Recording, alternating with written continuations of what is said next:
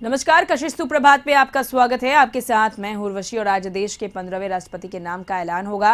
राष्ट्रपति चुनाव के लिए सुबह 11 बजे संसद भवन में मतगणना शुरू होगी। एनडीए की ओर से द्रौपदी मुर्मू जबकि विपक्ष की तरफ से यशवंत सिन्हा उम्मीदवार है। मुर्मू की जीत की काफी संभावना जताई जा रही है। यदि वो जीत हासिल करती हैं तो देश की पहली आदिवासी महिला राष्ट्रपति बन जाएंगी। चुनाव अधिकारी संसद के कमरा संख्या 63 में मतगणना के लिए तैयार है। इस कक्ष में मतपत्रों की 24 घंटे कड़ी सुरक्षा की जा रही है।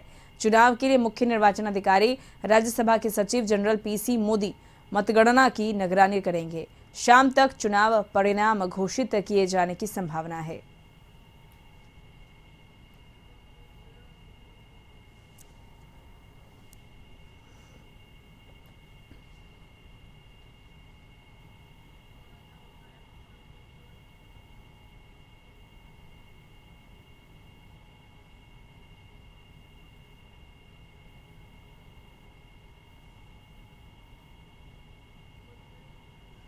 तो संसद भवन में सुबह 11 बजे से मतगणना शुरू होगी। शाम तक नतीजे आएंगे। जीत की प्रबल दावेदार द्रौपदी मुर्मू मानी जा रही है और द्रौपदी मुर्मू की जीत लगभग तय मानी जा रही है।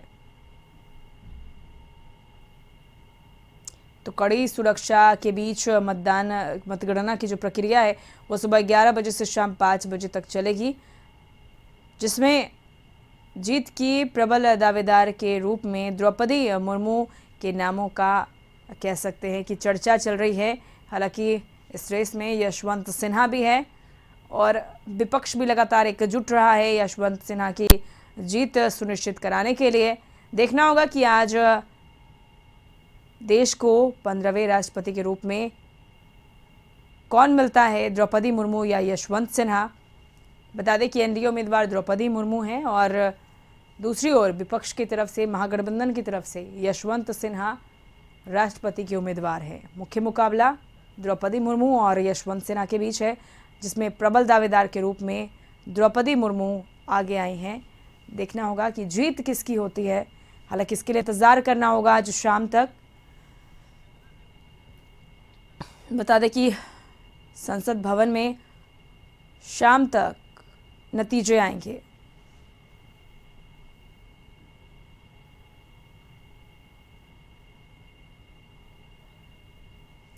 और न्यूज रूम से वरिष्ठ सहयोगी अरुण चौरसिया जी हमारे साथ जुड़ चुके हैं।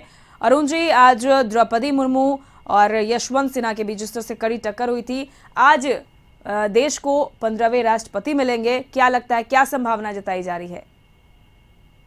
जिस तरह से वोटिंग हुई है और सत्ता पक्ष के साथ ही कई विपक्षी दलों का समर्थन जिस रूप में द्रौपदी मुर्मू को मिला है, तो इससे ये माना जा रहा है कि द्रौपदी मुर्मू का राष्ट्रपति बनना लगभग तय है।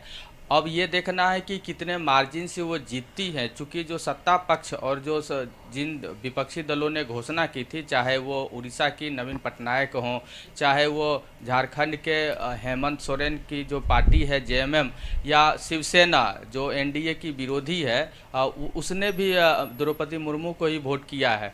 तो अभी जो अनुमान लगाए जा रहे हैं कि करीब 60% से ज़्यादा वोट द्रौपदी मुर्मू को मिलेंगी और द्रौपदी मुर्मू देश की पहली आदिवासी महिला राष्ट्रपति बनने जा रही है। और देश में पहली बार ऐसा हो रहा है कि राष्ट्रपति पद का चुनाव जीतने के बाद जो प्रत्याशी हैं उनके समर्थक यानी सत्ताधारी दल जो है वो विजय जुलूस भी निकालने जा रहा है। भाजपा जो है दिल्ली में विजय जुलूस निकालेगी। हालांकि इसमें द्रौपदी मुर्मू खुद शामिल नहीं होगी, लेकिन जो बीजेपी के राष्ट्रीय अध्यक्ष हैं जेपी नड्डा और सरकार के कई मंत्री शामिल होंगे। तो ये ऐतिहासिक कहा जा सकता है इस देश के लिए कि पहली बार आदिवासी, चूँकि माना जाता है कि आदिवासी ही इस देश के मूल निवासी हैं और अभी भी आदिवासियों की अधिकांश जो संख्या है, अधिकांश जो आबादी है वो जो मूलभूत सुविधाएं हैं उससे वंचित है। चूँकि आदिवासियों का जो रहन सहन का स्तर है वो भी अभी कहीं न कहीं जो आम लोग हैं उनसे थोड़ा सा अलग है। वो जंगलों में रहते हैं या इधर उधर भटकते रहते हैं। उसके बावजूद धीरे धीरे देश का आदिवासी समाज का भी विकास हो रहा है और पहली बार देश में जब आदिवासी, उसमें भी महिला राष्ट्रपति बनने जा रही हैं, तो इसका एक सकारात्मक असर होगा और ये भी जो लोकतंत्र की खूबसूरती है उस रूप में देखा जा रहा है। तो जो औपचारिकता है, आज मतगणना होगी। 18 को पूरे देश में मतदान हुआ था। जो भी जनप्रतिनिधि हैं, जो भी वोटर हैं, उन्होंने वोट किया था और आज मतगणना होगी और ये निश्चित है कि द्रौपदी मुर्मू चुनाव जीतेगी और उनका राष्ट्रपति बनना तय है। 25 जुलाई को जब औपचारिक रूप से घोषणा हो जाएगी उनकी जीत की, तो 25 जुलाई को वो राष्ट्रपति के रूप में शपथ लेंगी। चलिए, बहुत बहुत शुक्रिया तमाम जानकारियों के लिए। तो जीत की प्रबल दावेदार द्रौपदी मुर्मू मानी जा रही है। देखना होगा देर शाम जब ऐलान होता है तो आखिर राष्ट्रपति के पद पर कौन कह सकते कि विराजता है।